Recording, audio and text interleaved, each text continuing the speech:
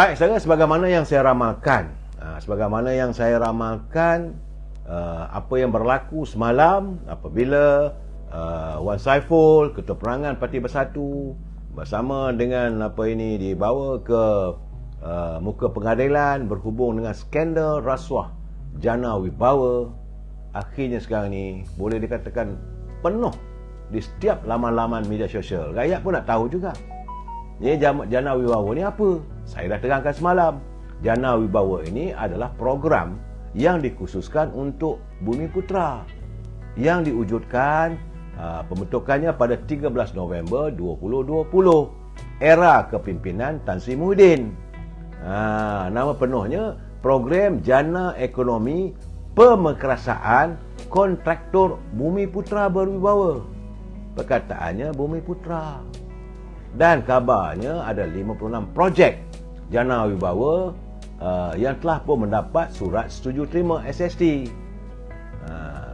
Jadi bagaimanapun, semalam Ketua Perangan PBN Wan Saiful dihadap ke mahkamah atas dua pertuduhan kerana menerima rasuah berjumlah 69 juta dari salah satu projek jana wibawa yang bernilai 232 juta. Peratusan nilai rasuah 69 juta. Saudara, agak menariknya apabila saya dengar, semalam saya dah sentuh, saudara. Saya semalam nak sentuh tu masih lagi belum jelas. Tapi bila saya lihat semua media mula membicarakan, saya kata ada kebenarannya. Apabila berdasarkan kepada kertas pertuduhan, itu Wan Saiful didakwa meminta suapan daripada Lian Tan Chuan dari syarikat Nepturis Sdn Bhd untuk membantu syarikat itu mendapatkan projek Central Spine Road, itu disertik ke persimpangan Lebuh Raya Pantai Timur daripada kerajaan secara prakelayakan bernilai kontraknya 232 juta. Jadi dalam tuduhan telah perbuatan itu dilakukan di League Club di Putrajaya, saudara. Malahan antara 8 Julai hingga 30 September 2022, mengikutlah rekod SPRM katanya, Wan Saiful telah menerima suapan bernilai 69 juta menerusi akaun CIMB Bank milik syarikat WSA. WSA itu Wan Saiful lah. WSA Advisory Group Sdn Bhd. Jadi rekod transaksi wang suapan menerusi akaun Maybank Islamic Berhad milik syarikat Nepturis sudah diperolehi oleh Suruhanjaya Pencegah Rasuah. Jadi tertuduh terdakwa melakukan kesalahan di bawah akta rasuah. Jadi walaupun Wan Saiful diwakili peguam utamanya, itu peguam diambil peguam daripada peguam Datuk Najib, peguam Datuk Zahid itu Datuk Hisham Teh Potek. Peguam pun ada juga yang pakar bahagian rasuah ni, saudara. Jadi dalam keadaan begini, kita merasakan katanya jana wibawa ini adalah projek untuk Bumiputera. Itu persoalan kita. Soal bila ambil apa semua, kita tak mencampur lah sama ada ia akan jadi sebagai dana politik ke, yang kata Tan Sri Muhyiddin bolehkan tiap-tiap parti politik boleh menerima sumbangan bantuan kewangan daripada mereka-mereka yang bersimpati dengan perjuangan politiknya. Kata Tan Sri Muhyiddin, dia dibolehkan dari dulu lagi. Tetapi persoalan kita sekarang ini, jana wibawa ini katanya adalah projek untuk Bumiputera. Tapi kenapa boleh ada bukan Bumiputera, malahan melakukan suapan? Jadi dalam keadaan begini yang kita hairan. Saudara, ini apakah Lian Tan Chuan ini adalah kluster kontraktor Bumiputera ke? Itu persoalannya. Rakyat mula bertanya, apa hal ni? Begitulah, saudara, kadang-kadang kita melihat kebejatan yang dilakukan. Kita tak mau menuduh, kita tunggulah perbicaraan di mahkamah nanti. Tetapi bila timbul nama yang bukan Melayu, bukan Bumiputera, ini menimbulkan persoalan. Kerana betul, menurut kata Tan Sri Muhyiddin, projek itu dicadangkan oleh Tengku Zafrul. Dia cuma hanya melihat. Tapi sebagai Perdana Menteri, takkan dia tak boleh lihat kalau orang macam Tan Chua bukan Melayu? Takkanlah terlepas pandang. Ataupun takkanlah Kementerian Kewangan juga terlepas pandang. Ini masalahnya, saudara. Saya tidak mahu bercakap soal ada tak ada pemberian itu dan sebagainya. Bagi saya itu biarlah ini mahkamah yang menentukan merit kepada persoalan rasuah ini. Yang saya persoalkan kerana jana wibawa ini diwujudkan untuk membantu Bumiputera. Kemarin Kasimoddin dia kata bahawa berapa ramailah syarikat-syarikat Bumiputera yang akan bungkus, yang akan muflis. Kerana nak menyelamatkan syarikat Bumiputera ini supaya tidak gulung tikar. Sebab itulah diwujudkan sesuai dengan saranan yang bawa mula Tengku Zafrul mewujudkan jana wibawa ini untuk Bumiputera. Tapi dalam perbincangan sekarang tiba-tiba timbul nama bukan Bumiputera.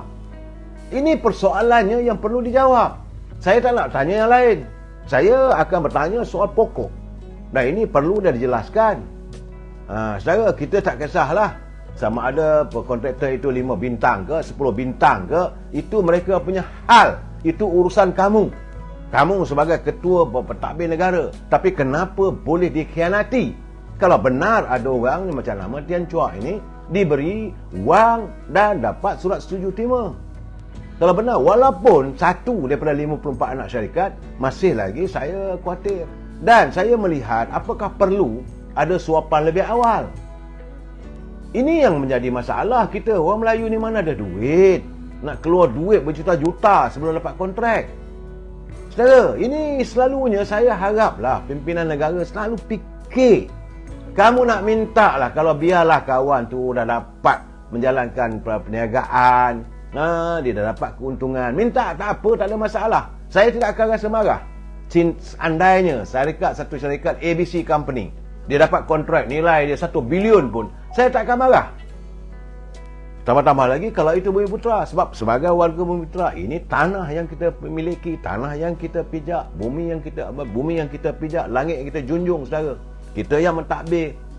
Ini warisan kita. Saya tak akan terasa kecil hati, tak akan marah. Malah saya gembira melihat warga saya, anak bangsa saya berpeluang untuk meniaga sampai bilion-bilion. Tak ada masalah. Tapi biarlah dia dapat keuntungan dulu. Biarlah projek itu terlaksana dan ada keberuntungan, barulah jumpa macam mana ni. Dah untung tak kalah, tak boleh tolong, tak boleh sokong parti yang memerintah sekarang. Saya tak marah kalau nak buat begitu. Tapi belum apa-apa lagi. Macam-macam yang saya dengar, saudara. Cuma saya tidak ada bukti. Dan sekarang ni sudah pun terbukti. Dapat SST, surat setuju terima tu, dah kena keluar duit. Mana ada syarikat Melayu yang boleh mendapat peluang begitu? Secara Mio dia kata Bumiputera tak boleh beri komisen berjuta-juta. Jadi tak dapatlah. Itu bagi saya marah, saudara. Kamu bagi dulu syarikat Bumiputera ni, bagi dia peluang meniaga, bagi dia kontrak 100 juta ke, 200 juta ke, 300 juta ke, wa'imah sampai 1 bilion. Kita tak akan marah, saudara. Sama ada kroni kamu pun tak mengapalah. Tetapi jangan minta lebih awal. Sebab orang Melayu ni mana ada modal berjuta-juta.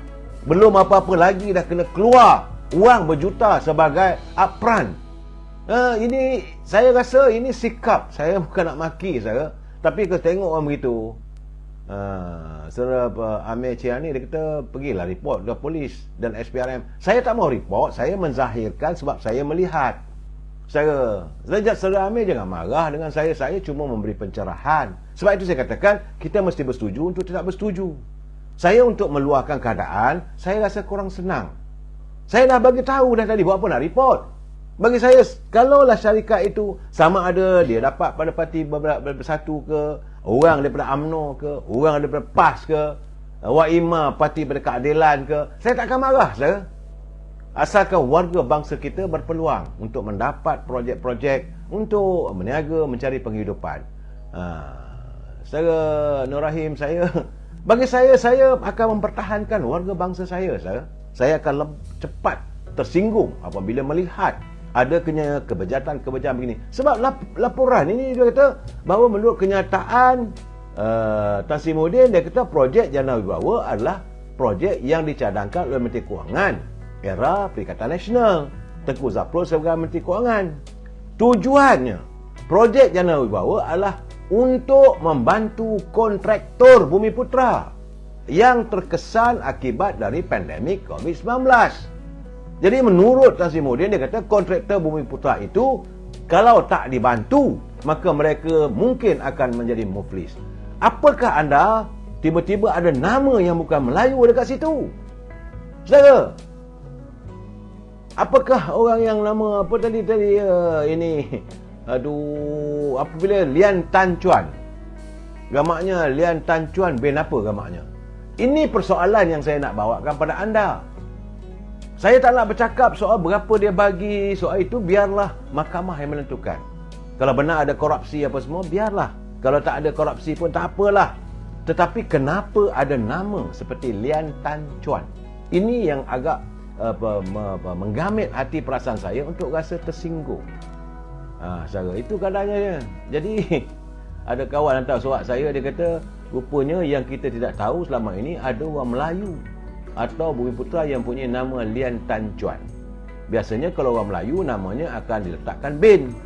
Agak-agaknya lah, ini tak kawan saya mengatakan kiriman kat saya, dia kata agak-agaknya lah nama penuh Lian Tan Chuan ni apa agaknya? Mungkin nama beliau adalah Lian Tan Chuan bin Lian Tompo. Mungkin mereka sudah menjadi satu bualan. Ini keadaan saya. Now sekarang ni dari Johor Bahru, saya menerima laporan daripada Berita Harian melaporkan seorang ahli perniagaan yang didakwa di Mahkamah Session hari ini atas 9 pertuduhan meminta dan menerima rasuah berjumlah 12.8 juta berkaitan projek Jana Wibawa lagi. Kali ini pula tertuduh adalah Datuk Teo Wee Cheng yang menyangkut soal projek Jana Wibawa. Kenapa orang lain yang ambil ada sama dia nak ambil rasuah ke tak ambil rasuah soal lain. Tapi kenapa dia tiba-tiba walaupun dia tak mengaku bersalah, saya kena Wee Cheng yang juga pengarah syarikat SSH Furniture. Dia didakwa atas 2 pertuduhan meminta wang suapan 3.9 juta dan 7.4 juta yang juga 10% daripada harga kontrak membabitkan program Jana Wibawa. Ni yang saya nak marah. Saya bukan marah soalnya nak bagi siapa pun kalau warga kita, tetapi bila orang lain yang campur tangan, apa hal? Kerana masing-masing berprojek untuk menaikkan jalan pintasan dari Jalan Sawah Baru ke Tenang Station di Segamat dan juga membina jalan dari Kampung Belukar Durian ke persimpangan Felda Waha di Sedili, Kota Tinggi, Johor. Ini di mahkamah tadi saya dibicarakan yang menyangkut soal Jana Wibawa ni saya marah kerana saya tengok ada pula lagi seorang lagi, Datuk Teo Wee Cheng.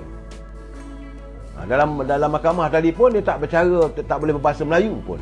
Apabila juru bicara berbahasa dalam bahasa Mandarin.